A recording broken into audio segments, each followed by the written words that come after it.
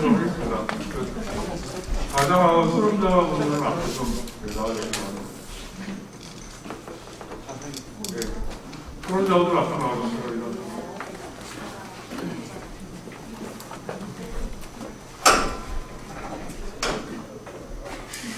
주호선.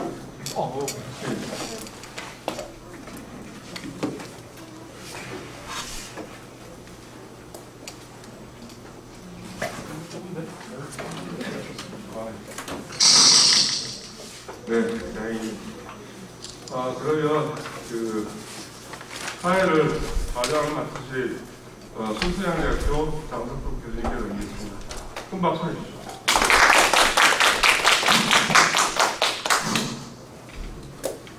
예, 앞에 5분 발제자분들의 발표를 잘 들었습니다. 이번 세션에서는 토론에 들어가도록 하겠습니다. 먼저 발제자의 주제에 맞춰서 이제 토론을 하게 되는데, 사회 안전과 사회 안전 문화는 최서연 한소대 교수님이 토론을 해주시고, 그다음에 교통사고와 화재 안전은 조상윤 국제사이버대 교수님이 토론을 해주시겠습니다. 다음으로 범죄와 심리 지원은 신혜정 한국심리학센터 연구원분께서 토론을 해주시고, 그 다음에 생활안전은 김범상 한국성감기안전공단 선생님께서 토론을 해주시겠습니다. 마지막으로 자살과 감염병은 김문적 경기대 교수님께서 토론을 해주시는데, 제가 계속하겠습니다. 예, 공정식 교수님께서 발표를 해주시겠습니다. 먼저 그러면 최서연 한소대 교수님의 토론이 있겠습니다.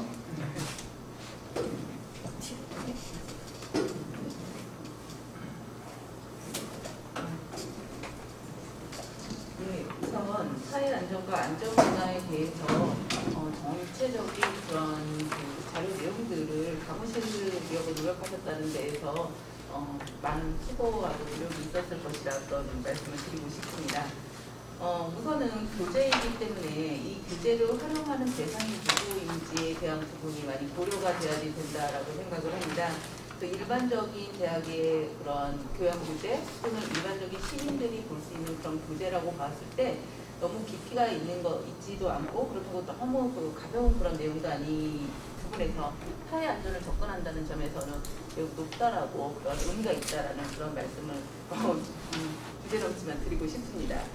몇 가지 조금 보완 사항이 조금 있어야지 될 것 같다라는 부분에 있어서 이제 간단하게 이제 말씀을 드리면, 첫 번째로 이제 사회 안전과 관련되어 있기 때문에 실질적으로 보면은 국민 안전, 대국민 안전이라는 의미가 포함되어야지 된다라고 보여집니다. 그런데 지금 이제 그 부분이 좀 약하고, 실질적으로 행안부에서는 생애주기 안전이라든가 이런 대국민 안전과 관련돼서 안전보건 교육이라든가 이런 부분들을 수행하고 있는데, 이런 부분들이 조금 내용이 포함되어야지 되지 않을까라는 그런 부분을 말씀드리고 싶고요. 그 다음에 이제 국제안전도시와 관련되어져 있는 부분을 말씀드리고 싶습니다. 국제안전도시 같은 경우에는 이제 공인화되는 데 많은 초점이 맞춰져 있고, 그 다음에 우리 이제 남대성 교수님께서 그런 내용들도 말씀해 주셨습니다. 어떻게 보면 지역사회에 이제 그런 업적으로 남기 위한 그런 부분들이 많이 있는데, 제주도 같은 경우에 올해 처음으로 아시아에서 4번의 공인을 받았다가 하는 그런 보도를 제가 본 적이 있습니다. 중요한 것은 이 국제안전 도시가 정말로 우리 지역사회에 필요한 것인가에 대한 부분에 많은 사람들이 의문을 갖고 있고, 또한 두 번째로 이 국제안전 도시가 이 국제안전 도시로 이렇게 공인을 받음으로 인해서 진짜 우리 그 지역사회가 국제안전 도시가 되는 것인가에 대한 부분도 많은 사람들이 의문을 갖고 있습니다. 그래서 제가 이제 이 부분에는 국제안전 도시라고 하는 것에 대한 필요성을 조금 제시할 필요. 왜냐하면 공인을 받게 된다고 하면 이 어떻게 이러한 체계가 가는지, 공인의 체계를 갖다가 일반 시민이나 여기서는 알 필요는 없을 것 같고, 중요한 거는 이 국제안전도시가 만약에 공인을 받겠다라고 한다면 어떤 의미에서 접근을 하는가. 그래서 몇 개 이제 우리나라에서 많은 지역들이 이러한 국제 공인을 준비하는 데 있어서 이런 목적이나 이런 부분들을 조금 사례식으로라든가 이런 것들을 좀 제시를 하는 게 좋지 않겠나.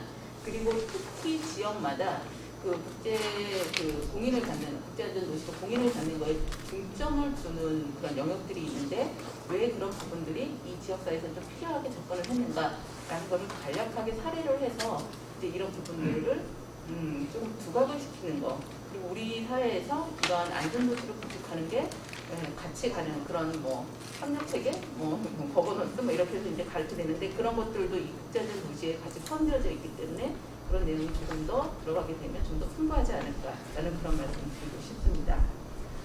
그리고 이제 하나 더 말씀드리고자 한다라고 한다면 우리가 이제 사회 안전, 안전 문화 이렇게 이제 얘기를 하는데 안전 문화 같은 경우에는 안전 의식, 안전 분위기, 안전 문화 뭐 이런 식으로 이제 많이 발전들을 해 왔다라고 이야기를 하고 있고요. 저 같은 경우에는 그 산업보건이라든가 산업안전 이쪽으로 하다 보니까 사업자의 안전에 관한 것들이 좀 더 중점이 많이 되었던 것 같아요. 그럼 실질적으로 우리 사회 전반에서의 안전문화, 안전의식 이런 것들이 적용되었던 사례라든가 이런 것들 그런 것들에 대한 거는 잘 알려지지 못한 것 같아요.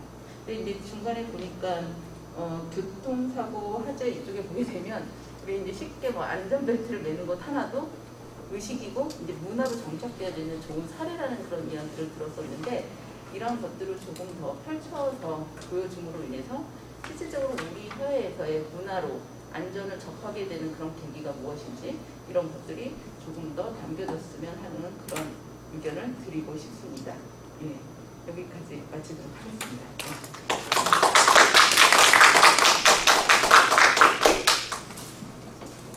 예, 수고하셨습니다. 최서영 교수님께서는 사회 안전 교재를 개발함에 있어서 먼저 교육 대상자를 고려해야 한다고 말씀하시고 또 보안 사항으로서는 국민 안전 개념이 포함되어야 한다. 또 생애 주기별 안전 교육도 포함되어야 한다. 다음으로 국제 안전도시는 주로 동행하에 초점을 맞추고 있고 또 그 특성 예를 들어서 수원 같은 경우는 자살과 손상의 초점을 맞춘다든지 서울 송파구의 경우에 있어서는 어린이 교통안전에 대해서 초점을 맞춘다든지 하는 어떤 특성이 부각되어야 한다는 것입니다. 그다음에 안전문화의 적용 사례에 대해서 좀 보완이 필요하지 않나 이런 보도를 해주셨습니다. 다음으로 교통사고와 화재 안전에 대하여 조상윤 국제사이버대 교수님의 토론이 있겠습니다.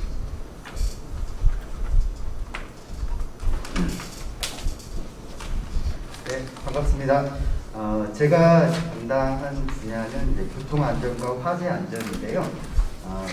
이제 교재에 충분한 내용들을 담고 있는지를 확인하기 위해서 일단은 교통안전과 관련해서 교통안전공단 홈페이지를 먼저 가서 교통안전공단에서는 교통안전에 대해서 필수적으로 다루고 있는 분야들이 어떤 내용들인지를 먼저 확인을 했습니다. 그리고 실질적으로 이 교재에서 그러한 내용들을 충분하게 다루고 있는지를 이제 확인을 하였는데요. 교재 내용에서 충분히 반영하고 있는 것을 확인할 수 있었습니다. 다만 이제 너무 이제 방대한 내용들을 다루면서 이거를 연결이라든지 혹은 뭐 서술식으로 뭐 제시한다든지 이런 부분들, 그러니까 개조식으로 되어 있는 부분들을 이제 서술식으로 좀 수정을 해야 되는 가독성을 높이는 그런 수정 작업들이 좀 필요하다고 요청을 하였고요. 현재 아마 자료 수집 이후에 이제 보완하는 작업들이 계속 진행 중인 걸로 알고 있어서 이제 그 필요한 제가 이제 느꼈었던 수정이 되었으면 하는 그런 부분들에 대해서는 제안을 따로 드렸으니까 그걸 참고해서 추가로 해주셨으면 좋겠고요. 그다음에 화재 안전과 관련하여서는 전체적인 내용 구성은 화재 이론을 포함해서 전반적인 내용을 다루고 있는 것으로 보였습니다. 다만 이제 화재 안전 관련해서 전문가가 아닌 일반인 시각에서 화재를 생각을 한다면 어떤 생각들이 떠오를까에 대해서 한번 생각을 해봤습니다. 그럴 때 저는 화재 안전이라고 하니까 가장 먼저 떠올랐던 것은 대구 아마 이제 연세 드신 분들 같은 경우 대구 지하철 방화 사건 떠오르고 그때 정말 많은 사람들이 인명 피해가 발생을 하고 재산적인 어떤 피해도 발생을 했거든요. 여기에다가 또 이제 대구 지역이 또 포함이 되는데 변호사 사무실에서 최근에 또 당화 일어나서 또 인명 피해, 재산 피해 이런 것들이 발생을 했었습니다. 그래서 이제 그런 방화와 그다음에 또 최근 뉴스에서 가장 많이 언급되고 있는 게 전 세계적으로 산림 화재가 아주 빈번하게 발생을 하고 있고 인명 피해를 포함해서 재산 피해가 너무 광범위하게 이루어지고 있는데도 불구하고 이 화재 안전에서는 그 내용을 다루고 있지 않아서 왜 그럴까에 대한 이제 그런 좀 의문이 좀 들었습니다. 그래서 혹시 이제 오늘 이제 그 발표를 드리면서 이제 챕터별로 이제 분량이 한정되어 있다는 그런 말씀을 듣기는 하지만 그럼에도 불구하고 이 화재 안전에서는 방화와 혹은 이제 그 산림 안전은 좀 언급을 재원 정도라도 다뤄야 하지 않을까라는 그런 생각들을 하면서 저는 토론을 마치도록 하겠습니다. 기술하시느라고 수고 많이 하셨습니다.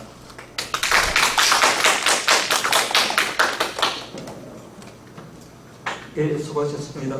조상영 교수님께서는 교통안전에 대해서는 가독성을 높이는 수정 보완이 좀 필요하다는 점, 그다음에 화재 안전과 관련해서 4대 이론을 포함해서 선거적 이론을 좀 발휘하지 않겠느냐. 다음 건 이제 대우 지하철 방화 사건이라든지 산불 화재가 많이 발생하고 있는데 이러한 현상에 대해서 재원이 필요하지 않는가 이런 토론을 해주셨습니다. 다음으로 범죄와 심리 지원에 대해서 한국심리과학센터의 신혜정 선생님의 토론이 있겠습니다. 안녕하세요. 한국심리과학센터 신혜정 실장입니다. 오늘 5분의 전문가께서 여러 안전에 대해 다뤄주셨는데요. 한 번 더 생각하게 되었고 그 상황에 따라 꼭 지켜야겠다는 다짐을 하게 된 매우 의미 있는 시간이었습니다. 제가 다루고자 하는 분야는 경기대학교 공동식 교수님께서 발표하신 범죄안전과 심리지원입니다. 전체적으로 범죄안전 분야에서는 크게 대물범죄와 대인범죄를 나누어 주셨는데요. 대인범죄 내용에 비해 대물범죄 내용이 간략하게 소개되어 있어서 이 대물범죄에 대한 대처 방법, 회복이나 예방 방법 등으로 좀 더 심도 있게 다루어서 균형 잡힌 내용으로 재구성을 했으면 합니다. 특히 대물범죄 사기에서는 최근 이슈화되고 있는 이제 금융사기, 특히 전화 금융사기, 보이스피싱이죠. 네, 이러한 내용을 다루어서 이를 대처하고 신고하는 방법 등의 내용을 이렇게 구성하였으면 하는 것과 또 발달장애인을 다룬 부분에서 이제 성폭력 이 내용으로 다루셨는데 또 발달장애인을 이용한 대포 통장 개설 그리고 대포폰 가입 등 금융사기에 대한 내용도 다뤄졌으면 합니다. 그리고 대인 범죄에서는 추가적으로 피해자 없는 범죄죠. 알코올 중독, 도박 중독, 그리고 약물 중독, 게임 중독, 스마트폰 중독 등 이 중독과 관련된 내용과 그리고 스토킹 범죄에 대한 내용도 추가된다면 좋을 것 같습니다. 그리고 반려동물 인구가 이제 1,500만 시대라고도 하는데요. 국민 4명 중 1명이 이제 반려동물을 키우는데 이러한 반려동물을 키우면서 발생하는 학대, 유기, 살해 이런 내용 좀 다뤘으면 하고요. 또 길고양이들에게 이제 먹이를 주는 사람에게 폭력을 가하는 행위, 그리고 반려견 산책 시 발생하는 개물림 사고, 이제 배변 후 방치를 하는 이제 비위생적인 행위로 인한 시비 등 빈번하게 발생할 수 있는 이러한 상황에서 안전사고 예방에 대한 내용을 다뤘으면 합니다. 그리고 마지막으로 그 심리지원 분야에서는 안전사고로 인하여 발생하는 스트레스와 외상 후 반응의 외상 후 스트레스 장애, 이거와 이제 비롯하여 외상 후 울분 장애, 외상 후 동반 장애, 그리고 외상 후 성장 등을 다룸으로써 상황 대처에 보다 전문적으로 다가갈 수 있도록 잘 구성되었다고 사료됩니다. 그리고 심리 서비스 부분에 그 심리 지원 매뉴얼 내용에서 그와 관련된 사례를 조금 더 추가하면 이해를 하는 데 도움이 되지 않을까 싶습니다. 네, 이상입니다.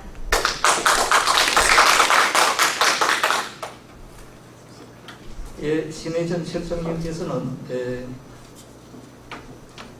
범죄 안전과 심리 지원과 관련해서 대물 범죄와 개인 범죄의 균형 있게 논의해야 한다는 점, 그다음에 사기 범죄의 신고가 속당에 대해서 설명해야 한다는 점, 그다음에 발달장애인 또는 성폭력, 발달장애인에 대한 성폭력이라든지 대포총량 발급 등의 문제, 그다음에 중독 현상과 관련된 문제와 또는 스토킹 내용에 관련된 내용을 추가를 해야 한다는 이와 같은 토론을 해주셨고, 마지막으로 이제 반려동물의 학대, 요기 등의 사례를 추가하면 좋지 않을까 그런 토론을 해주셨습니다.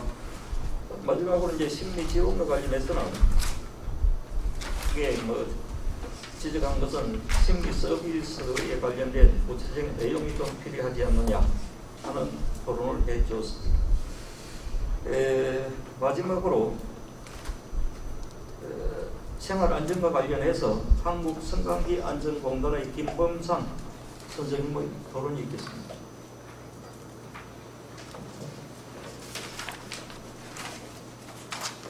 안녕하십니까. 한국 성관계안전공단 김범입니다. 저는 이 생활안전 분야에 대해서 처음에 이 작성하신 분이 시설안전을 중심으로 작성을 하셨는데, 우리나라 국가안전관리 기본계획이 있거든요. 거기에서 생활안전 영역을 10개 영역으로 구분해 놨습니다.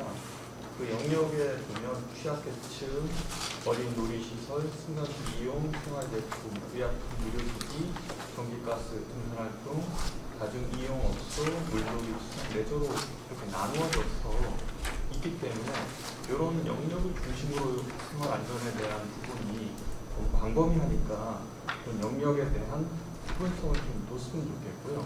이런 것들이 국립재난안전연구원에서 매년 위험 목록 보고서를 만드는데 저도 여기 참여를 하고 있는데 여기에서도 12개 유형으로 나누어져 있습니다.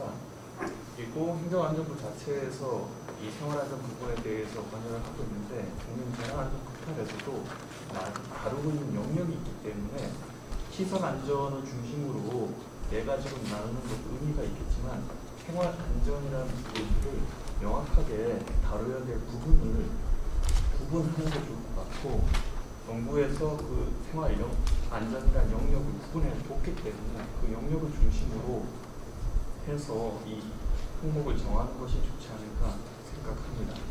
두 번째로는 이 시설안전, 생활안전 부분에 다른 발표자분들도 말씀하셨지만 예방 중심의 이 규제가 만들어졌으면 좋겠고요.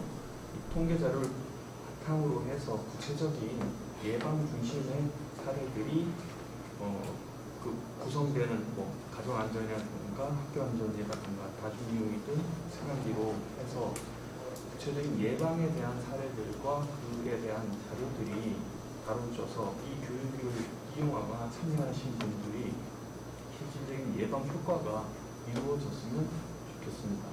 그리고 먼저 발표하신 분이 행정안전부에서 생애 주기별이라는 교육 체제를 가지고 있는데 요즘은 이 계층별로 안전에 대한 부분과 사고에 대한 유형들이 서로 특징적으로 나누어져 있습니다.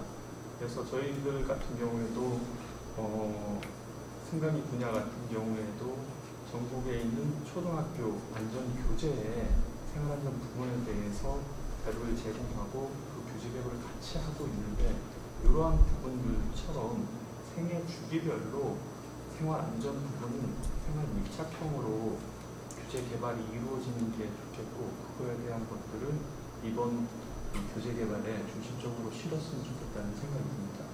마지막으로 세 번째는 이 내용들을 보면 너무 전문적인 분야에 대한 내용들이 있습니다. 특히 제가 몸담고 있는 승강기 안전공단에서도 승강기 기술자들 대상으로 하는 내용들을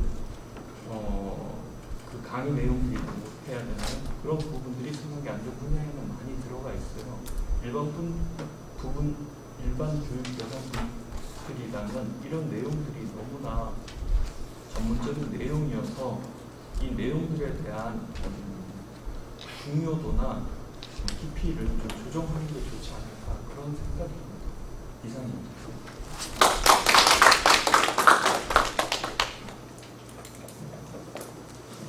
예, 수고하셨습니다. 김범찬 선생님께서는 생활안전 영역을 좀 구분해야 하지 않느냐. 시설 안전이라고 하는 것은 좀 좁은 개념이라고 볼 수 있다고 말씀하시고, 그다음에 통계 자료를 바탕으로서 예방 사례를 제시해야 한다. 그다음으로 이제 내용이 좀 전문적인 이와 같은 내용이 많기 때문에 일반인들이 쉽게 이해할 수 있는 그런 내용은 좀 조정을 해야 한다는 토론을 해주셨습니다. 마지막으로 김문정 교수님의 토론은 공정식 교수님께서 낭독을 해주시겠습니다. 네, 전 세계인이 다 걸리는 병에 걸리기 때문에 분위기하게 제가 계속하도록 하겠습니다. 안녕하세요. 경기대학교 현문정 교수입니다. 제가 맡은 토론 부분은 자살과 감염병으로 교재에 해당하는 부분을 훑어봤습니다. 우선 사회안전의 이해 교재 자살과 감염병 예방 부분은 20세를 건강하게 살아가기 위해 중요하게 다뤄야 할 핵심 안전 영역이라고 생각되며 반드시 필요한 부분이라고 생각됩니다. 한국인의 자살률은 OECD 회원국에서 여전히 가장 높은 1위를 차지하고 있고 2019년 국내 하루 평균 약 38명이 스스로 목숨을 끊고 있습니다.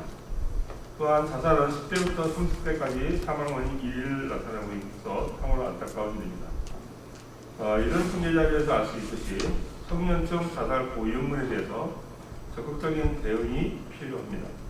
이에 자살 예방 파트에서 자살 고위험군 발굴 체계, 자살 시도자의 사후 관리, 고위험군에 대한 개입 등이 어떤 체계로 관리되고 예방되고 있는지 구체적으로 제시해 준다면 독서로 하여금 자살 예방 관리를 더 많이 이해할 수 있다고 생각합니다.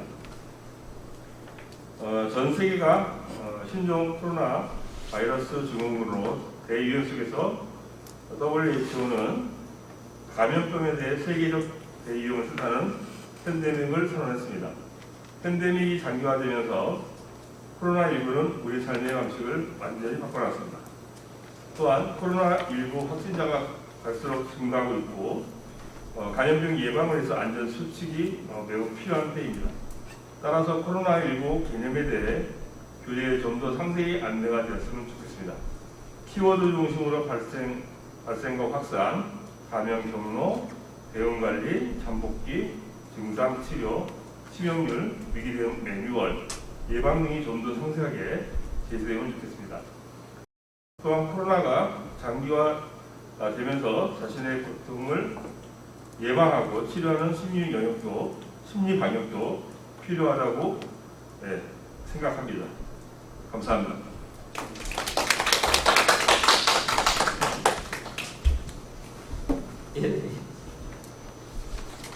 다섯 분의 토론을 잘 들었습니다. 그러면은 지금까지 발표 및 토론 내용에 대해서 객석에 계시는 분들의 질문을 받도록 하겠습니다.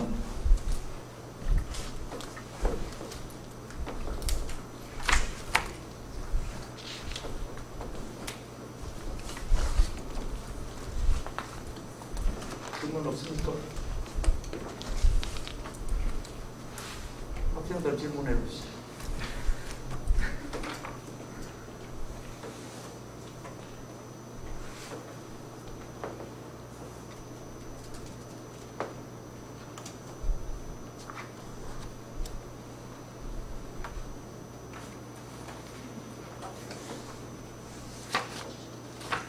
질문이 없으시면 마무리하도록 하겠습니다. 사회안전 교재를 개발하는 데 있어서 지금까지 사회안전에 관련된 모든 하부 영역에 대해서는 거의 논의를 했다고 볼 수가 있겠습니다. 그런데 이제 하나 부족한 점이라고 제가 생각되는 것은 아까 최소영 교수님께서 지적한 바와 같이 생애 주기별 교육이라든지 즉 안전 교육에 대한 부분이 좀 추가되어야 하지 않을까 그런 생각을 해봅니다. 안전 교육이라고 하면은 이 안전이라고 하면은 이론이 아니라 실천이란 말이 있습니다. 그렇기 때문에 전국의 우리나라의 경우에서도 세월호 사고 이후에 각 지방자치단체에서 이 안전체험관을 설립을 해서 운영을 하고 있습니다. 이것은 주로 무료로 체험을 할 수 있는 것인데, 따라서 이 안전체험관에 관한 소개라든지 그 운영 내용이라든지 이런 내용도 소개를 할 수 있을 것 같고, 또 여기서 말하는 생활 조기별 안전교육도 소개하는 것으로 해서 이와 같이 교육에 관련된 내용도 포함되는 것이 좋지 않을까 그런 생각을 해봅니다. 이상으로 사회 안전을 위해 열재개발 오피스 1차 회의를 모두 마치도록 하겠습니다. 감사합니다.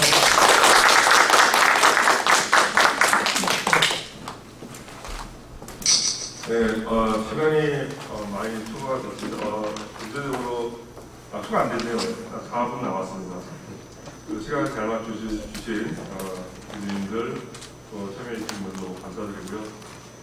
지금까지 그 토론자분께서 말씀하신 것처럼 그 부분을 이제 감안하되 일단 교양교육이기 때문에 쉽게 써야 되겠다는 생각이 들었습니다. 그래서 그런 부분, 그 다음에 변동성이 좀 심한 부분을 교재에서 적합하지 않습니다. 예를 들면 법령 같은 경우가 해당합니다. 그래서 법령이나 또는 그 통계 같은 경우도 좀 줄일 필요가 있겠다. 왜냐하면 통계 같은 게 너무 하게 되면 매년 받게 되거든요. 그래서 일단은 교양교재라는 쪽에 초점을 둬서 하고, 그 다음에 우리 토론자 전문가들이 제시했던 방향을 충분히 반영해서 2차 워크숍 때는 조금 더 개선된 형태로 제시하도록 하겠습니다. 모두 감사합니다. 수고하셨습니다.